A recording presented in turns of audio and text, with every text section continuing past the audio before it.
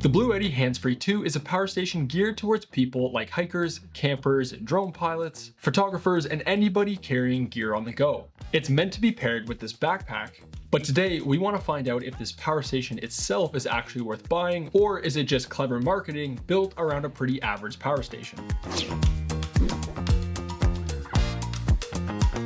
Welcome back to the lab where our opinions cannot be bought. When we first got a hold of the Handsfree 2, we were genuinely excited. Almost everybody here at the lab can think of a situation where it would come in handy. But is this really just a good power station that happens to come with a backpack? Or is the backpack doing all the heavy lifting?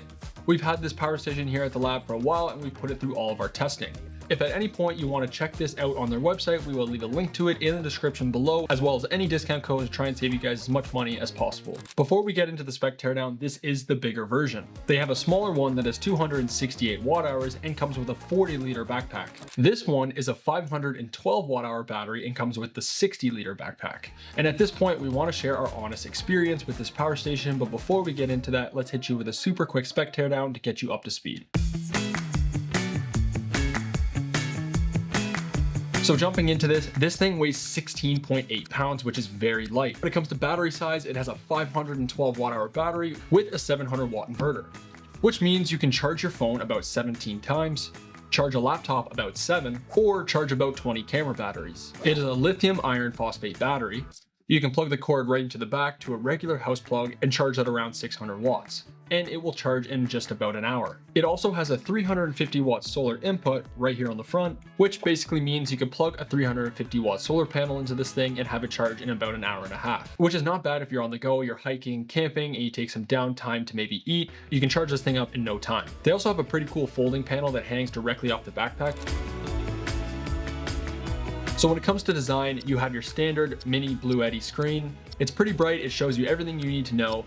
You have your DC inverter button, your power button, AC inverter button. You have two 100 watt USB-Cs and a 15 watt USB-A. And like I said before, you have your DC solar input. Now let's take a look on the other side. You have one regular 120 volt house plug and your AC input. Otherwise, it's a pretty simple unit. It's got a really nice handle for on the go. It's got feet on the back so you can lay it down. And it has those same feet right on the bottom. And at the time of filming this video, with our discount code, this unit and the backpack cost $379. Or you can get just the unit for $331. But honestly, for an extra 50 bucks, the bag is pretty cool. And how much is it alone? The bag alone is 200 bucks. Yeah, the bag alone is 200 bucks. So you're honestly getting a great deal and we really like the bag.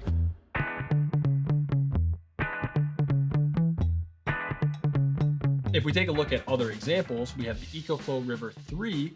It has a 286 watt hour battery, 600 watt inverter, and it costs $259 before our code.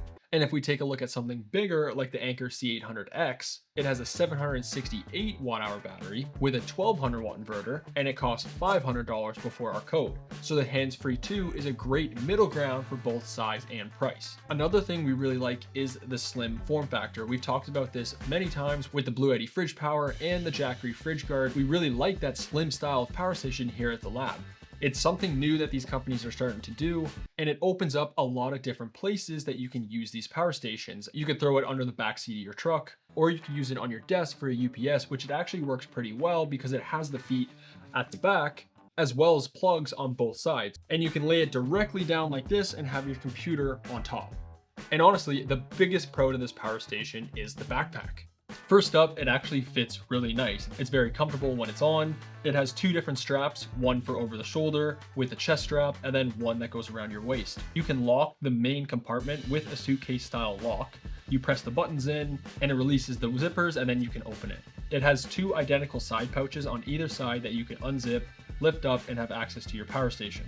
It also has the opening at the top that you can slide the power station in, and then it has a cover that goes over top to add an additional area to store things on top of the power station. So you have your main gear compartment here with all your dividers.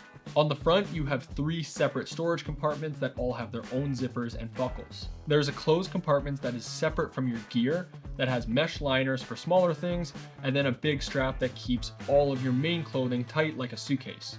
It also expands and gets you about an extra 3 inches of storage, which is a lot. When it comes to getting the power station in this, it's very easy. You unzip the topmost pocket, you slide the power station in bottom first.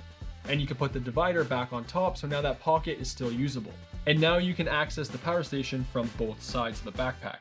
Bluetti really did think about almost everything. They even have a GoPro mount right on the backpack strap, a chest strap. When it comes to the waist strap, both sides actually has a fanny pack built into it. And one of them even comes with a green rain cover. And just like any other backpack, you have 2 water bottle pouches on the sides. So overall, the backpack is a really cool innovation from Bluetti, and paired with this power station, it's honestly a cool concept. And if you want to learn more specifically about the backpack and the combination with the power station out in the real world, we will post another video on the Solar Lab Plus channel showing you guys our experience while using it. But finishing up all the other things we liked about this unit, it does have a very bottom heavy design. So when you pick it up from the handle, it's balanced nicely, and that's also very important when it's inside that backpack because you want all the weight as low as possible when it's over your shoulders. And most importantly, it performed really well in our testing. It was actually 96% efficient, which is one of the best we've ever seen. Usually anything above an 80% is considered good. It also surges really well. It only has a 700 watt output, but it surged to 1060 for a long time. And any surge above that can only happen very short. It charged in just about an hour in our testing. The UPS works great. It's not as fast as other power stations, but it still works reliably. And lastly, the idle consumption of this power station was 8.3 watts. Basically meaning if you turned on that AC inverter and walked away, it would last roughly 2.5 days, which is honestly pretty good for a small unit like this. And the last thing we really like is how quiet it is. And this is really important if you're using it camping or sleeping next to it. You don't have to hear the buzzing or the fans when you're trying to enjoy the outdoors.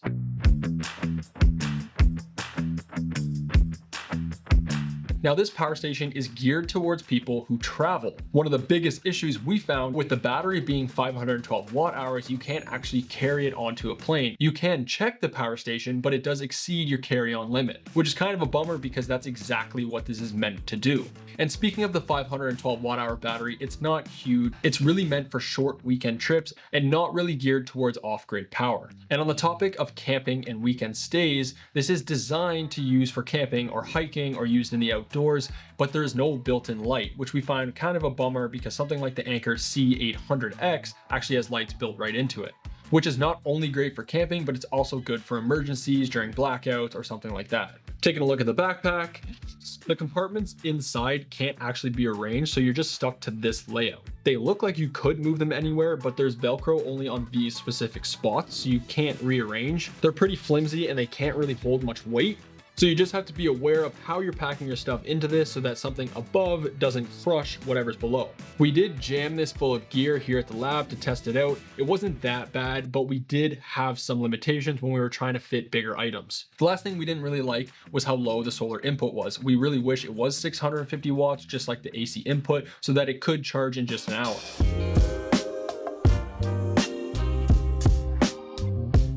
If a backpack like this is familiar to you and you're looking for backup power to keep with you on the go, then this combination really is a no-brainer. Like we mentioned before, it did perform really well in our testing, and we would recommend it for what it's exactly designed for. If you're not camping, hiking, drone pilot, photographer, or something like that, then it is pretty limited. There are better options, and we will leave links to those products in the description below if you want to check those out. We also have full review videos on them so you can learn more. At the end of the day, we don't think Bluetti did this as a marketing trick. We actually think they did a really good job. Let us know what you guys think. Otherwise, that's all we got for you today. Please subscribe if you haven't already. Thank you for watching. Peace out and stay charged.